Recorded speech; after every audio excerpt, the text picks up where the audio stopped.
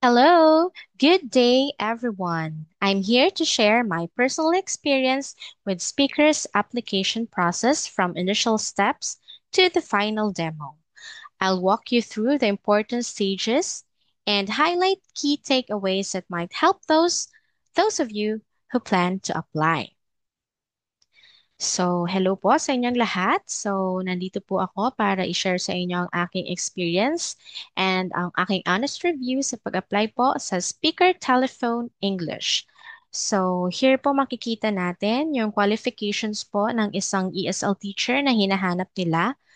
You have, nakalagay po dito is, has at least 1 year ESL experience, college degree, holder, excellent English skills with near native American accent, with stable internet connection, laptop, good quality headset, and backup in case of internet and power interruptions.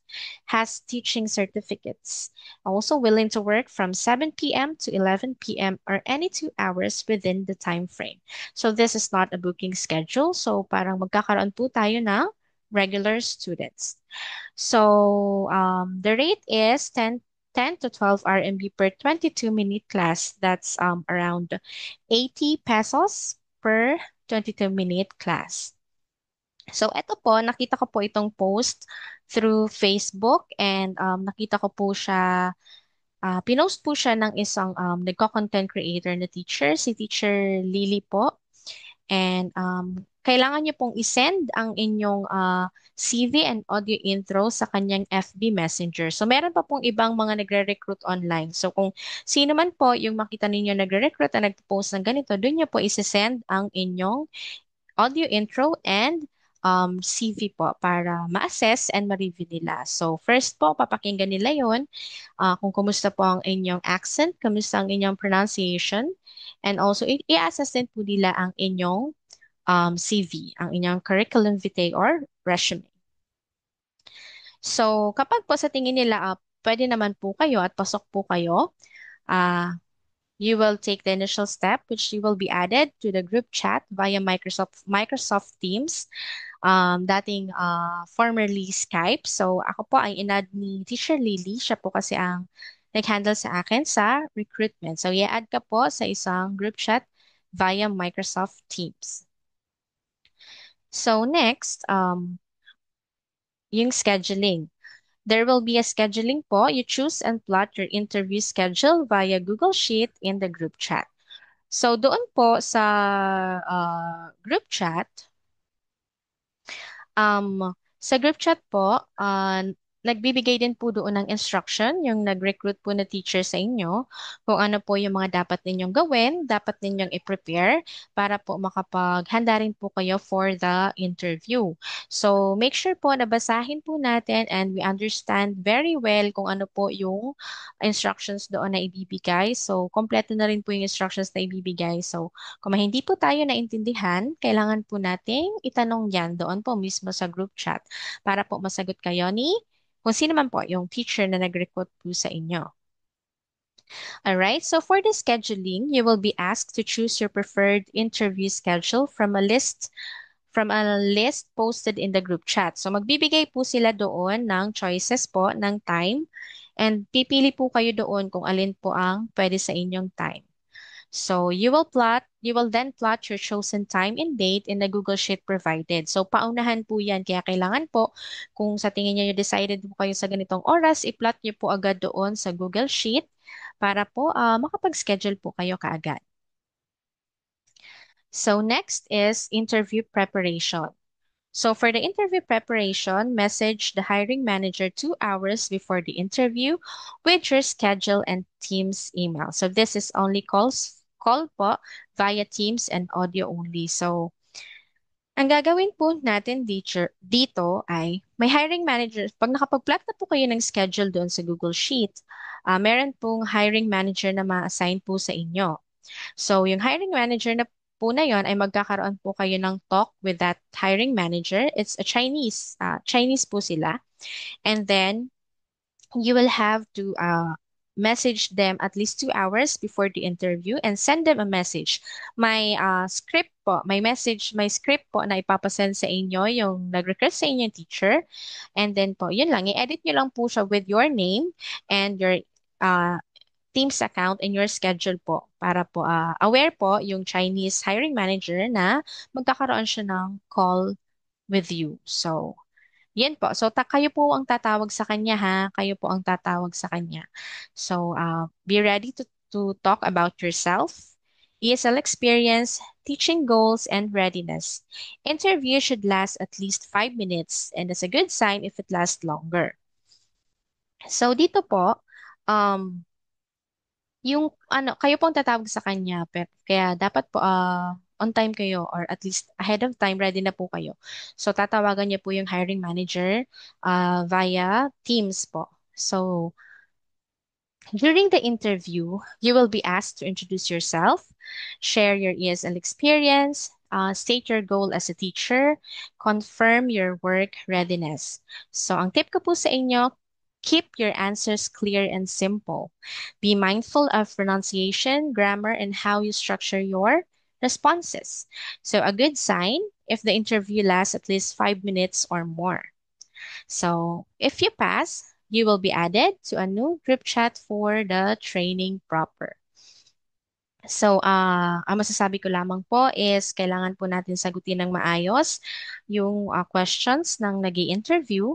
And then most of the follow-up questions naman po ay manggagaling doon sa mga sinabi natin.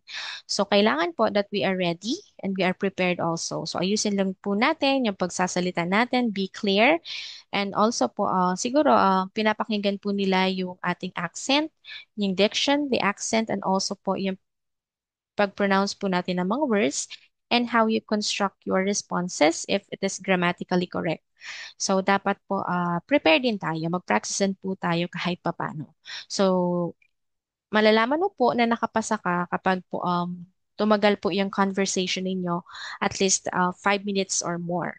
So, kapag nagtanong po siya, like in my case, pag nagtanong siya how ready I am sa pagtuturo, kung available po ba ako sa teaching hours, ano po yung work ko, currently ano po yung work ko, gano'n na po ako katagal nagtuturo as an ESL teacher, and also po yung mga gadgets na meron ako, may backup po ba ako, tapos how often daw po nagbe-brown out sa lugar namin. So you have to answer that all po. So syempre, kailangan din nila ma-check if you are really work ready. And yun po. So, next po, if pumasa ka po sa interview, you will be added to a training group chat. So, i-add ka po nila sa isang group chat and may magme-message po sa iyo. May instruction naman pong ibibigay sa iyo. May magme-message po sa yung ibang teacher na in charge po para doon sa training. So, ayan. Dito na po tayo sa training proper. So po, once po na na-add na kayo sa training GC, you will receive files to review. So be sure po to study them in advance so you can ask questions during the training. So sa training demo, yung first training po sa demo class ninyo, kasi po meron po silang dalawang demo. So, the first demo po, i-review niyo po yung mga sinend sa inyong files before the training. Attend the training to clarify questions. So, magkakaroon din po kayo ng training via Teams din po. Magko-call po sa inyo yung trainer and then kailangan po na-review niyo na yung files na isa-send nila ahead of time para po during the training matanong niyo na po sila kung ano po yung hindi clear sa inyo at ano po yung gusto ni pa ninyong malaman. So, yan po.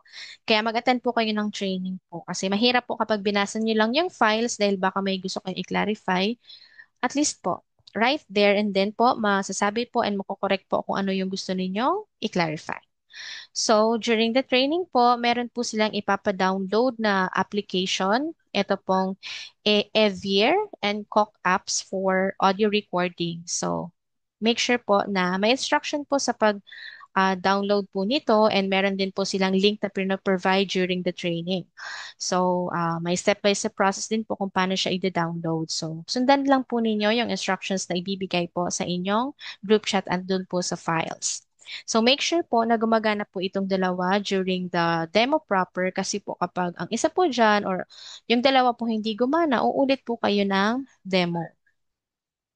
So you need also to schedule a talk with the Chinese manager in the group chat. So aside po doon sa Filipino teacher na magte-train po sa inyo, mag-a-assign din po sila ng isang Chinese hiring manager. So ito po, i-add niya rin po kayo sa isang group chat. So kung ano po yung sinend sa inyo na files during the training, sa amin po kasi si Ma'am Daisy at ayon, opo, if I'm not mistaken, siya po yung nag-train sa amin. So after that po, magkakaroon pa rin po kayo ng schedule na training with a Chinese hiring manager. So this time po, through chat lang po siya magbibigay ng instructions and mag-check po kung may questions kayo and kung naintindihan niyo na po yung mga sinend na files. And para po at least parang nagdo-double check lang siya kung naintindihan po ba and may questions po kayo bago kayo mag-demo teaching. So, okay, once okay na po, you can now schedule your first demo class. So, ganun din po, magbibigay din po sila ng link ng Google Sheet po kung ano yung preferred schedule ninyo.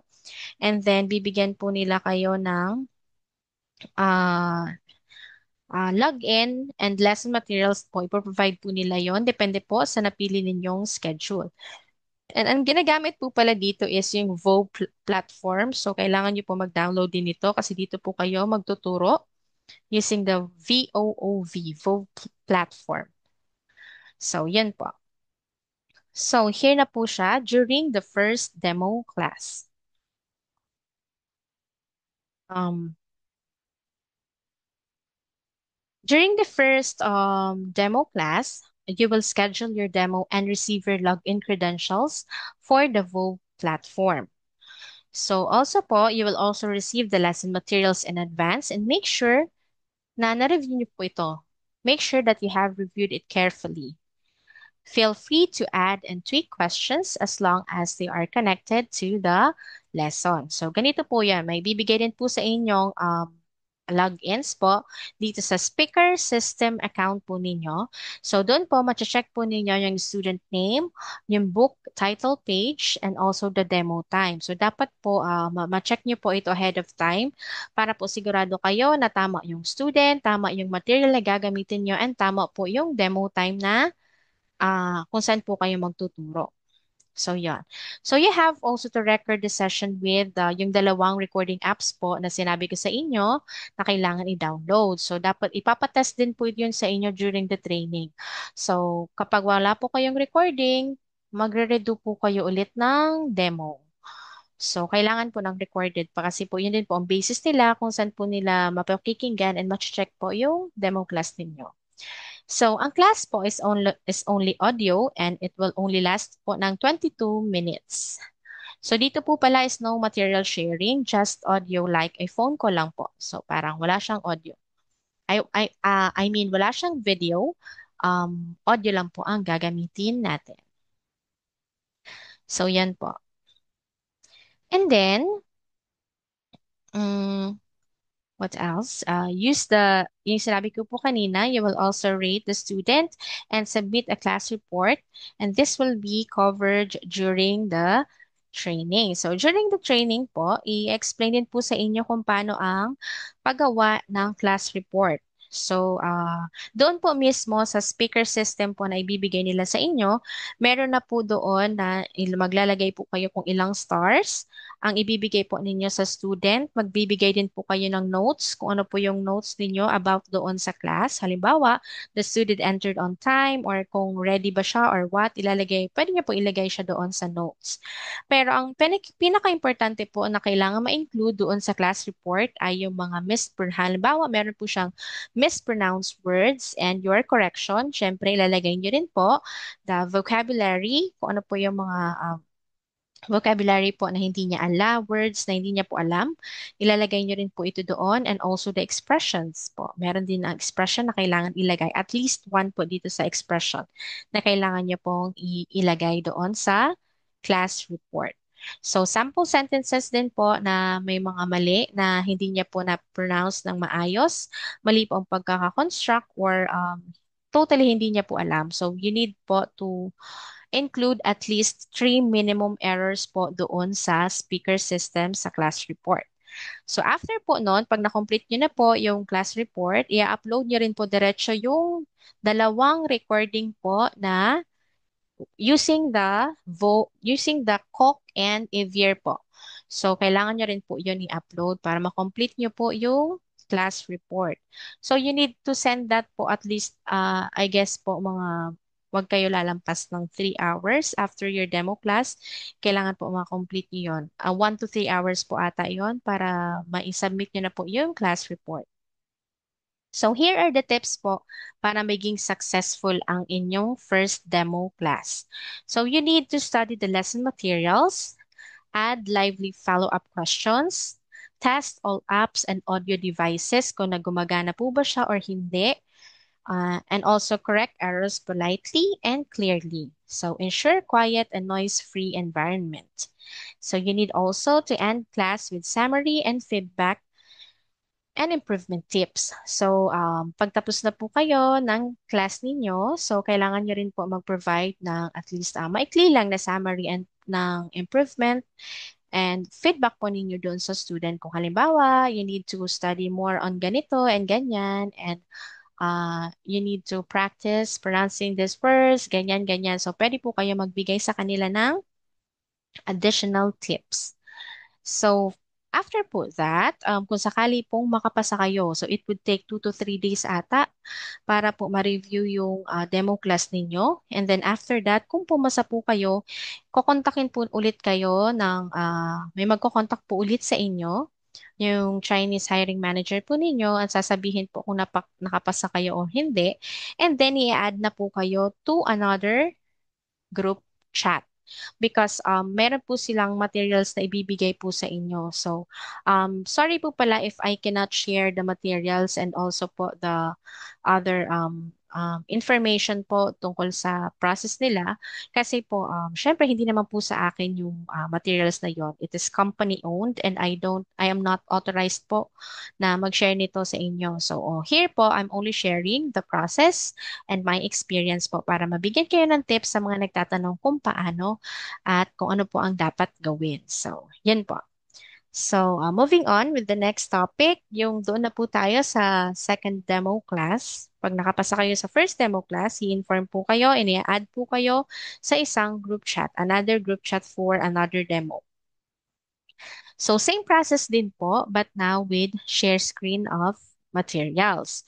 So new materials din po ang ipro-provide sa inyo and may short orientation pa rin po, katulad po ng process po ng unang training. Ganon din po dito. So may ibibigay sa inyong materials na kailangan nyo po i-review. May video po yon and may mga PDF na kailangan nyo pong basahin. So kailangan po basahin at pag-aralan nyo pong mabuti yon. So ito po sa second demo ninyo is a different class report instruction. So parang ang system po na papasukan natin is the same but the learning material is different. So iba na po yung class report po dito. Hindi na po katulad ng sa first demo. Iba na rin po yung procedure and process ng paggawa ng class report. So kailangan po aralin natin yung instructions how to create your class report after the demo class. So after evaluation, successful applicants will proceed to the onboarding. So yun, nakita nyo na po pala dito kung if I pass or I did not pass the second demo. So eto po, my answer is I did not pass the second demo. So, bakit nga ba I did not pass the second demo?